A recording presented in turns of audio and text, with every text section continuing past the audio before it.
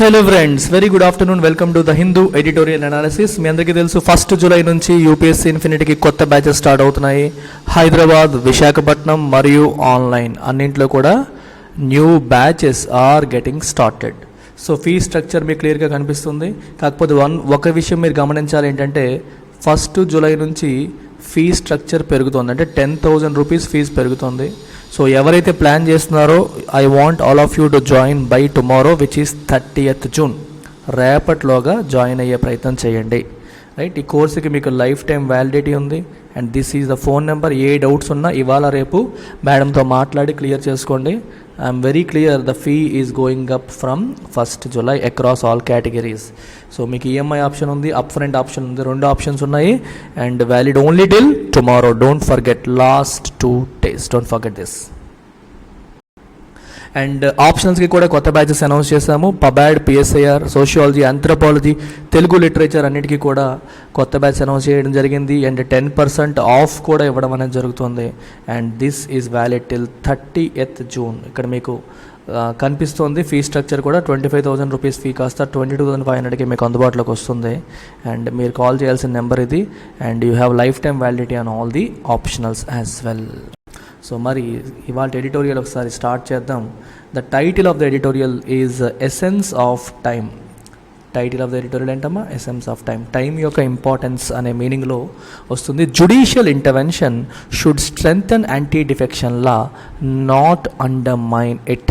Anti defection లాని judicial intervention, judiciary interfere అవ్వడం అనేది ఏదైతే ఉందో అది యాంటీ డిఫెక్షన్ లాని స్ట్రెంగ్థెన్ చేయాలి, కానీ దాని బలాన్ని తగ్గించేలా ఉండకూడదు అని చెప్పి రాశారు. ఎందుకు ఈ మాట అనాల్సి వచ్చింది అనేది కూడా మనం ఒకసారి చూద్దాం. So let's look at the background of this particular situation. ఓకేనా? సో ఈ సిచ్యువేషన్ ఏంటనే చూద్దాం. మీ అందరికీ తెలిసిందే, మహారాష్ట్రలో పొలిటికల్ బ్యాటిల్ నడుస్తోంది.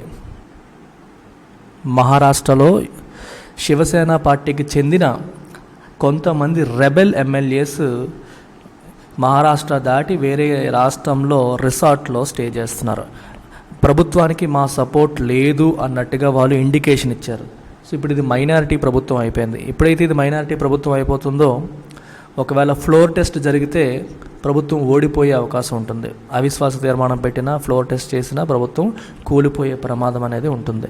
అయితే ఒక పార్టీ ద్వారా ఎలక్షన్స్లో పార్టిసిపేట్ చేసి గెలిచి ఎమ్మెల్యేలు అయిన తర్వాత మేము ఆ పార్టీకి సపోర్ట్ చేయట్లేదు అని చెప్పేటప్పుడు వాళ్ళని యాంటీ డిఫెక్షన్ లా కింద డిస్క్వాలిఫై చేసే అవకాశం అనేది ఉంటుంది. యాంటీ డిఫెక్షన్ లా కింద డిస్క్వాలిఫై చేసే అవకాశం అనేది ఉంటుంది.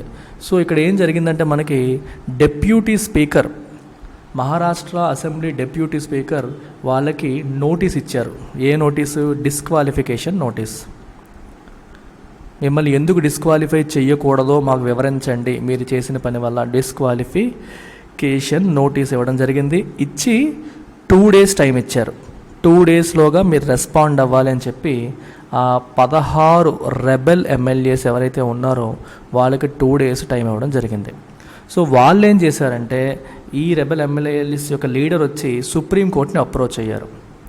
సుప్రీంకోర్టుని అప్రోచ్ అయితే సుప్రీంకోర్టు ఏం చెప్పింది? 2 days కాదు, వాళ్ళకి 12th జూలై వరకు టైం ఇవ్వచ్చు, అంటే రెస్పాండ్ అవ్వడానికి 12th జూలై వరకు టైం ఇవ్వాలని చెప్పి సుప్రీంకోర్టు నిర్ణయం తీసుకోవడం అనేది జరిగింది. సో ఈ పర్టికులర్ కేసు, ఇందులో ఈ రెబెల్ గ్రూప్ యొక్క లీడర్ ఏక్నాథ్ షిండే, సో ఈయన సుప్రీంకోర్టుని అప్రోచ్ అవ్వడం అనేది జరిగింది. మరి ఈయన సుప్రీంకోర్టుని అప్రోచ్ అయినప్పుడు, డిస్కషన్ జరుగుతున్నప్పుడు there was a reference to one particular case, Kihoto Hollohan versus Zachillhu and others. ఇది 1992లో సుప్రీంకోర్టు ముందుకు వచ్చిన ఒక కేసు. ఓకే, యాంటీ డిఫెక్షన్ లాకి సంబంధించి మొట్టమొదటిసారి సుప్రీంకోర్టులో ఒక కేసు ఏదన్నా ఉంది అంటే ఈ పర్టికులర్ కేసు. సో ఈ పర్టికులర్ కేసు రావడానికి ముందు మనకి యాంటీ డిఫెక్షన్ లా వచ్చింది. ఫస్ట్ యాంటీ డిఫెక్షన్ లా ఎప్పుడు వచ్చింది, ఎక్కడొచ్చింది దాంతో మొదలు పెడతాం. తర్వాత కేసు గురించి మాట్లాడదాం. కేసు గురించి మాట్లాడాక ఆ కేసుని ఇప్పుడు ఎందుకు రిఫర్ చేశారు, ఎడిటోరియల్లో ఏం చెప్పారో తర్వాత మనం చూద్దాం. ఓకేనా? అసలు ఫస్ట్ యాంటీ డిఫెక్షన్ లాకి సంబంధించిన అంశాలన్నీ కూడా మనకి 10th షెడ్యూల్లో కాన్స్టిట్యూషన్లో 10th షెడ్యూల్లో మెన్షన్ చేయబడి ఉన్నాయి. 1985లో 52nd కాన్స్టిట్యూషనల్ అమెండ్మెంట్ యాక్ట్ 52వ కాన్స్టిట్యూషనల్ అమెండ్మెంట్ యాక్ట్ ద్వారా 10th షెడ్యూల్ని ఇన్సర్ట్ చేశారు. దీన్నే మనం యాంటీ డిఫెక్షన్ లా అని కూడా పిలుస్తాం. యాంటీ డిఫెక్షన్ లా అని కూడా మనం పిలవడం జరుగుతుంది. And this law provides for disqualification of MPs and MLAs. ఎవరు హూ డిఫెక్ట్, ఎవరైతే వాళ్ళ పార్టీని వదిలి పార్టీని డిస్లాయల్గా ఉంటారో వాళ్ళని రిమూవ్ చేయడానికి యాంటీ డిఫెక్షన్ లా 52వ కాన్స్టిట్యూషనల్ అమెండ్మెంట్ యాక్ట్ ద్వారా 1985లో తీసుకురావడం అనేది జరిగింది. అయితే ఇది 10th షెడ్యూల్ మన కాన్స్టిట్యూషన్లో ఇన్సర్ట్ చేయడం అనేది జరిగింది. సో ఈ 10th షెడ్యూల్లో ఏం మెన్షన్ చేశారు, యాంటీ డిఫెక్షన్ లాలో ఏం మెన్షన్ చేశారు, ఇక్కడ ఏమంటున్నారంటే any member of a house belonging to any political party shall be disqualified. ఎప్పుడు if he voluntarily gives up, తనంతట తానే వాలంటరీలీ గివ్స్ అప్ మెంబర్షిప్ని తాను గివప్ చేస్తే, అంటే తనంతట తాను రాజీనామా చేస్తే, ఓకే, లేదా if he votes against or abstains from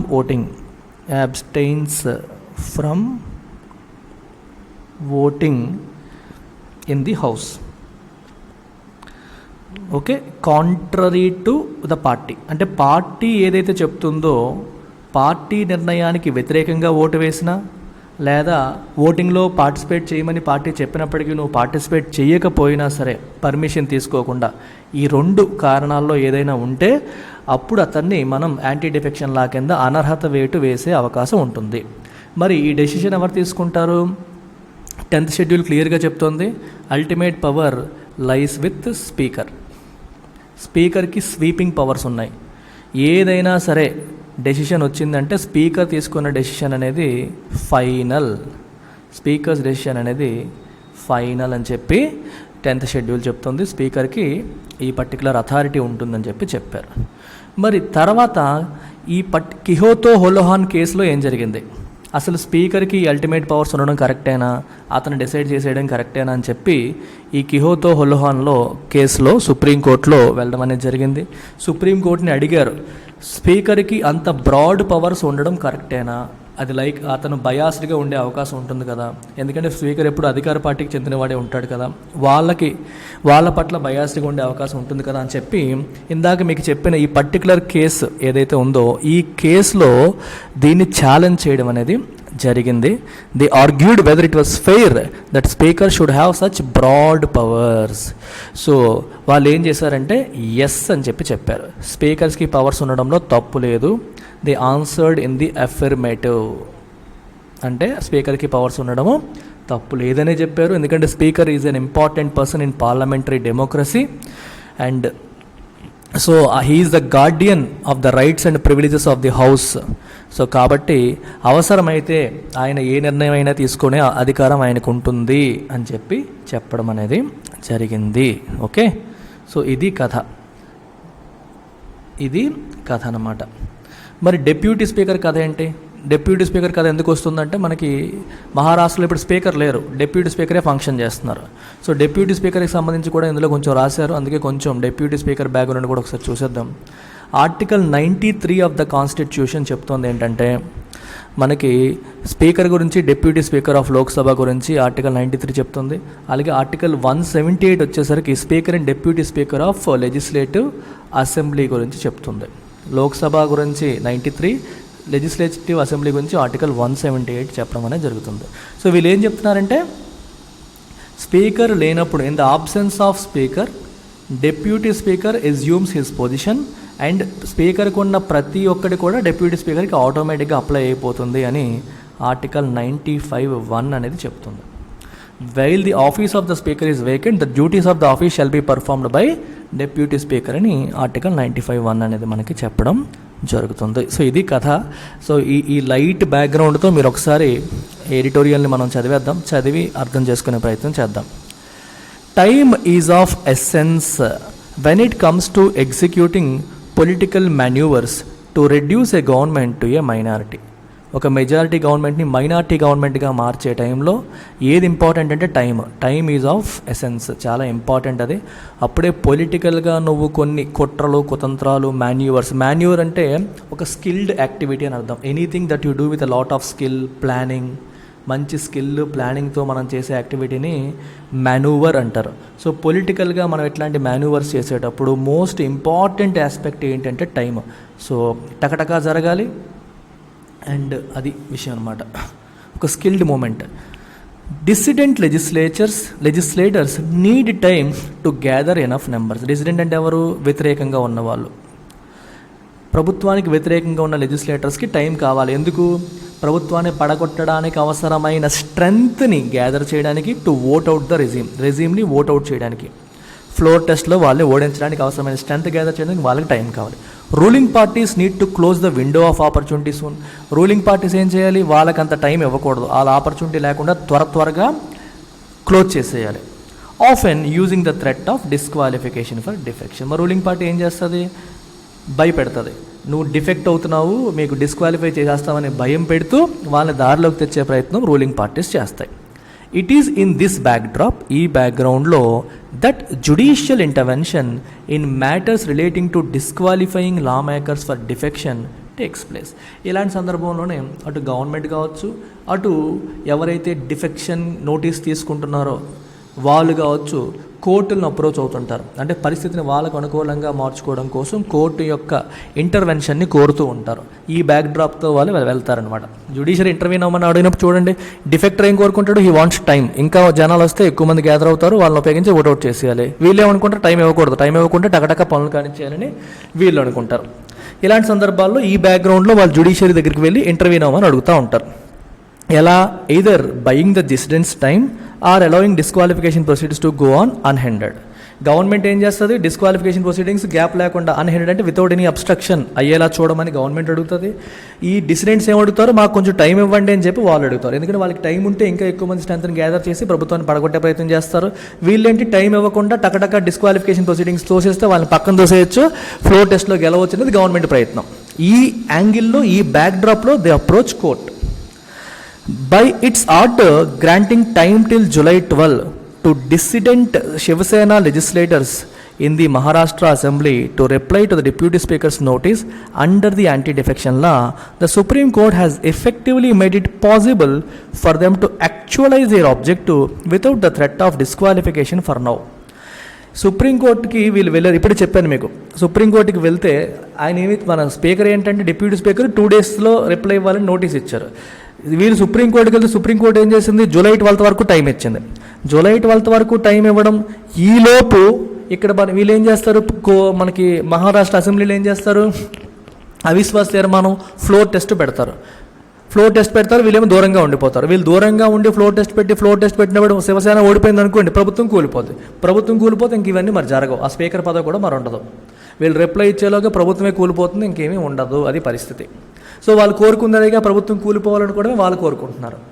అంటే 12th వరకు వాళ్ళు టైం తీసుకున్నారు. 12th లోపు ప్రభుత్వం కూలిపోయింది అనుకోండి, దే ఆర్ హ్యాపీ. వాళ్ళు ఏది కోరుకున్నారో జరిగిపోద్ది. వాళ్ళ ఆబ్జెక్టివ్ని వాళ్ళు యాక్చువలైజ్ చేసుకునే అవకాశం వచ్చేస్తుంది. సో సుప్రీంకోర్టు వాళ్ళకి టైం ఇవ్వడం ద్వారా వాళ్ళు ఏం కోరుకున్నారో అది చేసే అవకాశాన్ని ఇచ్చేస్తుంది అని చెప్పి అంటున్నారు. ఓకేనా?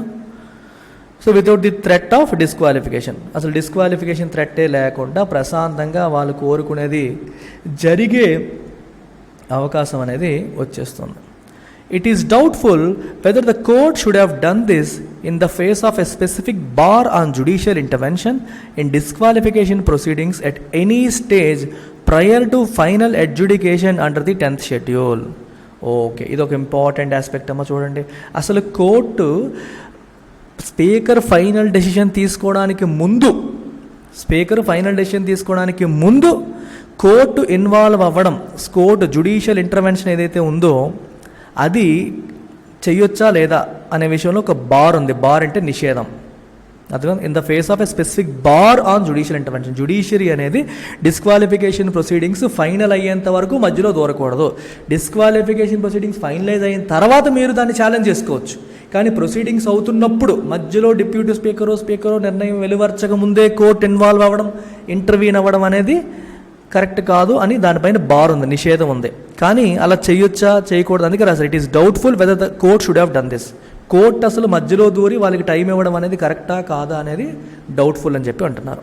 In the 1992 Kihoto Hollohan versus Zachillhu a constitution bench while upholding the validity of the anti defection law, ఈ కేసులో యాంటీ డిఫెక్షన్ లా ఉండాలని చెప్పింది. Held that speaker's decision was subject to judicial review. ఏం చెప్పిందంటే స్పీకర్ యొక్క decision final, at the same time you can approach Supreme Court, judicial రివ్యూకి subject అయ్యే ఉంటుంది, కోర్టుకి మీరు అప్రోచ్ అవ్వచ్చు అని చెప్పింది. Albeit on limited grounds, అయితే కొన్ని కారణాల ద్వారానే మీరు వెళ్ళొచ్చు. గ్రౌండ్స్ అంటే రీజన్స్, కొన్నింటి బేసిస్ మీదే మీరు జ్యుడిషియరీని అప్రోచ్ అవ్వచ్చు అని చెప్పింది. It also made it clear that this should take place after a final decision and there can be no interim order. ఇది ఇంపార్టెంట్. ఫైనల్ డెసిషన్ తీసుకున్న తర్వాతే ఇది జరగాలి. ఇంటరిమ్ ఆర్డర్స్ అనేవి ఇవ్వకూడదు, అంటే మధ్యంతర ఉత్తర్వులు ఇవ్వకూడదు, except if there is an interim disqualification or suspension. Interim disqualification లేదా సస్పెన్షన్ ఉంటే, అంటే ముందే వాళ్ళు ఫర్ ఎగ్జాంపుల్ చూడండి కొన్నిసార్లు ఏమవుతుందంటే ముందు డిస్క్వాలిఫై చేస్తున్నాము, తర్వాత మనం విచారించిన తర్వాత డెసిషన్ చేస్తానన్నారు అనుకుంటే అప్పుడు వెళ్ళొచ్చు. లేదా మీకు నోటీస్ ఇచ్చాము, మీరు వివరణ ఇవ్వండి, వివరణ ఇచ్చిన తర్వాత డిస్క్వాలిఫై చేయాలో లేదో డిసైడ్ అవుతాం అనుకోండి, అప్పుడు చేయకూడదు. అంటే డిస్క్వాలిఫికేషన్ అనేది జరిగిన తర్వాత మీరు అప్రోచ్ అవ్వచ్చు. డిస్క్వాలిఫికేషన్ జరగకముందు విచారణ జరుగుతున్న టైంలో కోర్టు అప్రోచ్ అవ్వకూడదు అనే సెన్స్ ఇక్కడ వస్తుంది మనకి. మరి మహారాష్ట్రలో పరిస్థితి ఏంటో చూద్దాం. The deputy speaker's grant of just 2 days. Deputy speaker ఏం చేశారు, జస్ట్ 2 days మాత్రమే ఇచ్చారు. For the MLAs to reply may have occasioned the intervention. చూడండి ఇక్కడ మరి ఈసారి కోర్టు ఎందుకు ఇంటర్వ్యూన్ అయ్యిందంటే డెప్యూటీ స్పీకర్కి కేవలం 2 days ఇచ్చారు. 2 days ఇచ్చారు కాబట్టి తక్కువ టైం ఇచ్చారు కాబట్టి మేబీ కోర్టు ఇంటర్వ్యూన్ అయినట్టుగా ఉంది అని చెప్పి ఇక్కడ అంటున్నారు. కోర్టు ఇంటర్వ్యూన్ అయినట్టుగా ఉంది అని చెప్పి ఇక్కడ చెప్తున్నారు. అర్థమైందా? అకేషన్ అంటే ఆ ఇంటర్వెన్షన్ అయ్యే అకేషన్ని అది క్రియేట్ చేసినట్టుగా ఉంది అని. ఎందుకంటే మనకి 1992 కేసులో సుప్రీంకోర్టు ఏం చెప్పిందంటే ఎప్పుడైనా సరే డిస్క్వాలిఫికేషన్ ప్రొసీడింగ్స్ వచ్చినప్పుడు స్పీకరు ఒక ట్రైబ్యునల్ అంటే ఒక కోర్టు లాంటి రోల్ తీసుకుంటారు, జడ్జి లాంటి రోల్ తీసుకుంటారు. జడ్జి లాంటి రోల్ తీసుకున్నప్పుడు ఎదుటివాడికి మాట్లాడే ఛాన్స్ ఇవ్వాలి, రెస్పాండ్ అయ్యే ఛాన్స్ ఇవ్వాలి. సో కాబట్టి మీరు నోటీస్ పంపాలి, వాళ్ళు రెస్పాండ్ అవ్వడానికి సఫిషియంట్ టైం అనేది ఇవ్వాలి. ఆ సఫిషియంట్ టైం ఎంత టైం అని చెప్పేది అందులో కేసులో మెన్షన్ చేయలేదు. కానీ ఇక్కడ ఏం చేసింది స్పీకర్ ఏం చేశారు, 2 days మాత్రమే టైం ఇచ్చారు. ఈ 2 days సఫిషియంటా కాదా అనేది నోబడీ నోస్. కానీ court felt it was insufficient, వాళ్ళకి సఫిషియంట్ టైం అది కాదు అని కోర్టు భావించి 12th July వరకు టైం ఎక్స్టెండ్ చేసింది. అది ఇక్కడ జరిగిన విషయం. But it is doubtful whether the court should concern itself with the question now when it can be decided after their possible disqualification. Disqualification అయిన తర్వాత ఆ విషయాన్ని చూసుకోవచ్చు కదా, ఇప్పుడే కోర్టు ఇన్వాల్వ్ అవ్వాల్సిన అవసరం ఉందా అనేది again a matter of question, doubtful విషయం. There are court judgments that say compliance with natural justice is not based on the number of days given but on whether sufficient opportunity was given before a decision. ఇప్పుడు చూడండి ఇక్కడ జరుగుతుంది ఏంటంటే ఎవరిపైన ఏ ఆరోపణ వచ్చినా, ఎవరిపైన ఏ కేసు వచ్చినా సరే వాళ్ళకి మాట్లాడే అవకాశం కల్పించాలి, వాళ్ళ వెర్షన్ వినిపించే అవకాశం కల్పించాలి అనేది సహజ న్యాయ సూత్రం, న్యాచురల్ జస్టిస్. అది జనరల్గా అది కామన్ సెన్స్. న్యాచురల్ అనే పదం ఏంటి, అదేదో పుస్తకాల్లో రాసిందో ఎక్కడో చేసిందని కాదు. It is natural, it is common sense. ఇది మన కాన్షియన్స్కి, మన అంతరాత్మకి తెలిసిన విషయం, మన రీజన్కి, మన ఆలోచనకి తట్టే విషయం.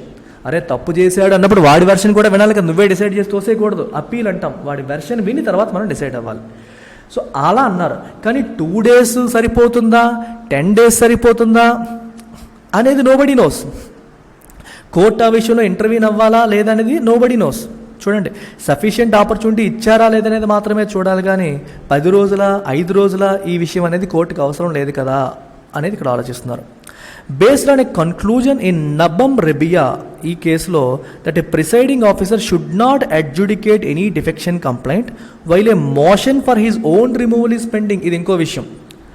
ఈ ప్రిసైడింగ్ ఆఫీసర్ అంటే స్పీకర్ కావచ్చు, డిప్యూటీ స్పీకర్ కావచ్చు, అతన్ని రిమూవ్ చేయడానికి ఒకవైపు మోషన్ రన్ అవుతుంది అనుకోండి, ఆ టైంలో ఆయన యాంటీ డిఫెక్షన్ కంప్లైంట్స్ని అడ్జుడికేట్ చేయకూడదని చెప్పి నబమ్ రెబియా కేసులో చెప్పారు. చూడండి ఎంత కన్ఫ్యూజన్ ఉందో. ఇక డిప్యూటీ స్పీకర్ని పీకేయాలని చెప్పి ఒక మోషన్ రన్ అవుతుంది అనుకోండి, తీర్మానం రన్ అవుతుంది అనుకోండి, ఆ టైంలో ఆయన యాంటీ డిఫెక్షన్ ప్రొసీడింగ్స్లో పార్టిసిపేట్ చేయకూడదని చెప్పి 2016లో ఈ కేసులో చెప్పారు. The decidendi sent a motion to get the deputy speaker removed. వీళ్ళు ఏం చేశారు, తెలివిగా ఆయన రిమూవ్ చేయడానికి మోషన్ పంపించారు. లింకులు ఎలా ఉన్నాయి చూసారా? ఇక్కడ డిసిడెంట్ ఎమ్మెల్యేస్ ఉన్నారు, వీళ్ళు ఏం చేశారు, డిప్యూటీ స్పీకర్ని రిమూవ్ చేయడానికి ది మూవ్ ఏ మోషన్. ఇంకోవైపు డిప్యూటీ స్పీకర్ ముందు ఈ డిసిడెంట్ ఎమ్మెల్యేల యొక్క యాంటీ డిఫెక్షన్ కేసు నడుస్తుంది. సో నబియా కేసు ఏం చెప్తుంది, ఇతన్ని రిమూవ్ చేయడానికి ఒక మోషన్ రన్ అవుతున్నప్పుడు అతను అడ్జుడికేట్ చేయకూడదు అని చెప్పి నబియా కేసు చెప్తుంది. సో ఈ రకంగా వీళ్ళు స్పీకర్ని లాక్ చేయడానికి ప్రయత్నం చేస్తున్నారు. విచిత్రం ఏంటంటే ఈ మోషన్ని హీ రిజెక్టెడ్ ఇట్. ఎవరు, డిప్యూటీ స్పీకర్. ఒకవేళ నువ్వు మోషన్ మూవ్ చేసినా సరే అది యాక్సెప్ట్ చేయాల్సింది ఎవరు, ఆ ప్రిసైడింగ్ ఆఫీసరే. నిన్ను పీకేస్తాం బాబు, నిన్ను పీకేయడానికి మోషన్ పెడుతున్నామని వీళ్ళు పెడితే అది ఆయన యాక్సెప్ట్ చేయాలి, యాక్సెప్ట్ చేస్తేనే రన్ అవుతున్నట్టు. కానీ ఆయన ఏం చేశారు, రిజెక్ట్ చేశారు. స్టోరీ చూడండి వింత వింతగా ఉంది.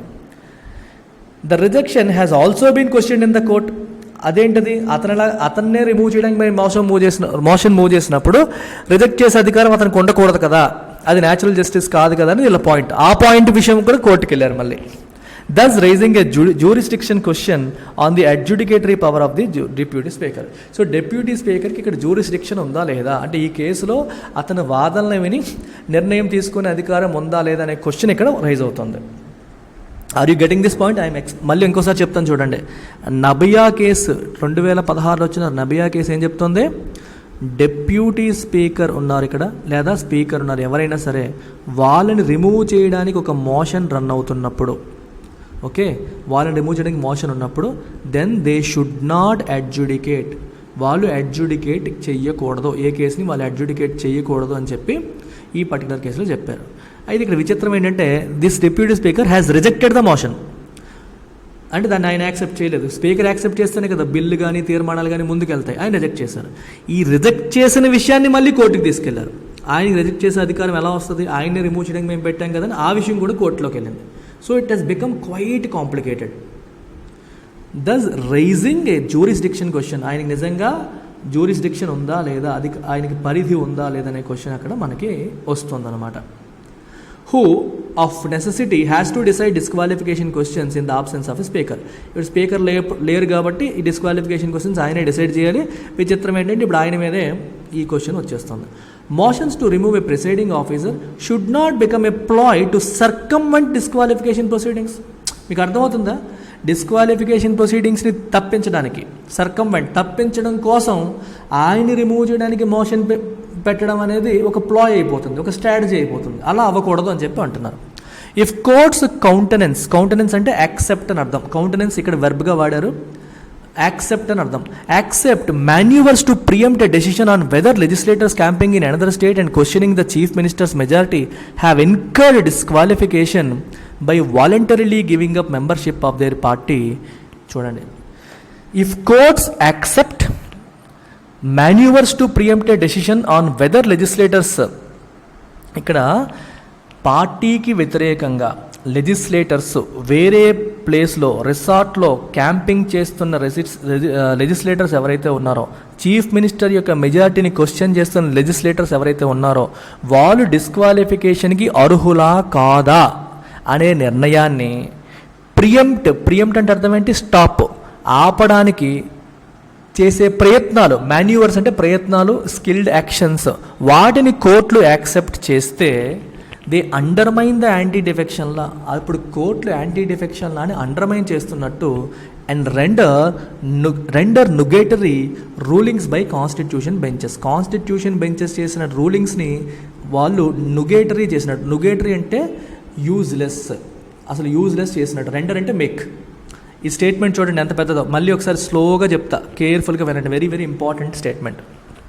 తెలుగులో మొత్తం ఏనండి, కోర్టులు, కౌంటెనెన్స్ అంటే ఇక్కడ యాక్సెప్ట్ అనే మీనింగ్ వస్తుంది, మాన్యూవర్స్ అంటే ఈ పొలిటికల్లీ స్కిల్డ్ యాక్షన్స్. ఏంటి యాక్షన్స్, దేనికోసం యాక్షన్స్, టు ప్రియంప్ట్ అంటే స్టాప్, దేన్ని, ఏ డెసిషన్, దేని మీద decision, on whether legislators camping in another state and questioning the chief minister's majority have incurred disqualification. అంటే చీఫ్ మినిస్టర్ మెజారిటీని క్వశ్చన్ చేస్తూ వేరే రాష్ట్రాల్లో క్యాంపింగ్ చేస్తున్న లెజిస్లేటర్స్ ఎవరైతే ఉన్నారో వాళ్ళు డిస్క్వాలిఫికేషన్కి అర్హులా కాదా అనే విషయంలో డెసిషన్ అనేది తీసుకోవాలి. ఆ డెసిషన్ తీసుకోకుండా ఆపడానికి వాళ్ళు చేస్తున్న ప్రయత్నాలు, ఏ రకంగా ప్రయత్నం చేస్తున్నారు, డిప్యూటీ స్పీకర్ని రిమూవ్ చేయడానికి మోషన్ పెట్టడం, కోర్టుకి వెళ్ళడం, ఇట్లాంటివన్నీ. ఈ ప్రయత్నాల్ని కోర్టు యాక్సెప్ట్ చేస్తే మరి కోర్టు యాంటీ డిఫెక్షన్ లాని స్ట్రెంగ్తన్ చేస్తున్నట్ట కాదు, తిరిగి యాంటీ డిఫెక్షన్ లాని అండర్మైన్ చేస్తున్నట్టు, దాని యొక్క బలాన్ని తగ్గిస్తున్నట్టు. అండ్ ఇంతకుముందు కాన్స్టిట్యూషన్ బెంచ్లు ఇచ్చిన రూలింగ్స్ అన్నింటినీ కూడా ఫ్యూటైల్ అంటే యూజ్లెస్ చేస్తున్నట్టు. కోర్టులే చివరికి యాంటీ డిఫెక్షన్ లాని చట్టాలని స్ట్రెంగ్తన్ చేసి డిఫెండ్ చేయాల్సిన కోర్టే ఆ చట్టం వీక్ అవ్వడానికి కారణం అవుతుంది ఇక్కడ అని చెప్పి రాస్తున్నారు. ఇది కొంచెం complicated sentence. I hope you have understood the whole picture. When defection is seen as a serious menace by the Constitution, defection అనేది ఒక పెద్ద జబ్బు, పెద్ద పాపం, పెద్ద తప్పు అని కాన్స్టిట్యూషనే భావిస్తున్న క్రమంలో, రైట్, అదొక ముప్పు అని కాన్స్టిట్యూషన్ భావిస్తున్న సమయంలో courts should not act in furtherance of it. అది ఇంకా పెనుముప్పుగా మార్చేలాగా కోర్టులు ప్రవర్తించకూడదు. యాంటీ డిఫెక్షన్ని కంట్రోల్ చేయడానికి కోర్ట్స్ సహకరించాలి, కానీ యాంటీ డిఫెక్షన్ని ఎంకరేజ్ చేసేలాగా కోర్టులు ప్రవర్తించకూడదు. డిఫెక్టర్స్కి అనుకూలంగా కోర్టు ఇక్కడ ప్రవర్తిస్తుంది, యాంటీ డిఫెక్షన్ లాని అండర్మైన్ చేస్తున్నట్టుగా ఉందని statement meaning. The duty to protect those wrongly disqualified is important. Of course తప్పుగా డిస్క్వాలిఫై చేసిన వాళ్ళని ప్రొటెక్ట్ చేయడం అనేది ఇంపార్టెంటే, కాదనట్లేదు. At the same time but so is calling to account defectors whose motives are suspect. తప్పుడు మోటివ్స్తో, తప్పుడు ఉద్దేశాలతో, అనుమానించదగ్గ ఉద్దేశాలతో ఉన్న డిఫెక్టర్స్ని నలుగురిలో నిలబెట్టడం, వాళ్ళని అకౌంటబుల్ చేయడం. కాలింగ్ ఇన్ టు అకౌంట్ అంటే hold them accountable, insist on explanation, reprimand them అంటే వాళ్ళని తప్పు పట్టడం కూడా అంతే ఇంపార్టెంట్. తప్పుడు ఉద్దేశాలతో ఉన్న వాళ్ళని మనం తప్పుపడడం కూడా అంతే ఇంపార్టెంట్. వాళ్ళని కాపాడడం ఎంత ఇంపార్టెంటో, అంటే వాళ్ళని బలవంతంగా పార్టీలోంచి పంపించేసే ప్రయత్నాలు ఏమన్నా చేస్తే వాళ్ళని కాపాడడం ఎంత ఇంపార్టెంటో, తప్పుడు ఉద్దేశాలతో పార్టీకి ద్రోహం చేస్తే వాళ్ళని యాంటీ డిఫెక్షన్ లా కింద డిస్క్వాలిఫై చేయడం కూడా అంతే ఇంపార్టెంట్ అని చెప్పి ఇక్కడ చెప్తున్నారు. వాళ్ళని బోన్లో నిలబెట్టడం కూడా అంతే ఇంపార్టెంట్ అని చెప్పి చెప్తున్నారు. So beautifully written editorial. So చాలా ఆస్పెక్ట్స్ మీకు ఇక్కడ వచ్చాయి. ఇక్కడ మీరు నోట్స్ రాసుకుంటే you have to mention this Nabia case, Nabam Rebia case, ఇది ఒకటి రాసుకోండి. కిలోహాన్ కేస్ కూడా రాసుకోండి. యాంటీ డిఫెక్షన్ లాకి సంబంధించిన బేసిక్స్ రాసుకోండి. 10th schedule 52nd constitutional amendment act 1985. ఓకేనా. పవర్స్ రిసైడ్ విత్ స్పీకర్కి సంబంధించిన ఆర్టికల్స్, డిప్యూటీ స్పీకర్కి సంబంధించిన articles, all these is the static part that you need to make note of in this particular editorial. I hope you have understood the concept and the role of courts with respect to anti-defection law. Take care. Bye.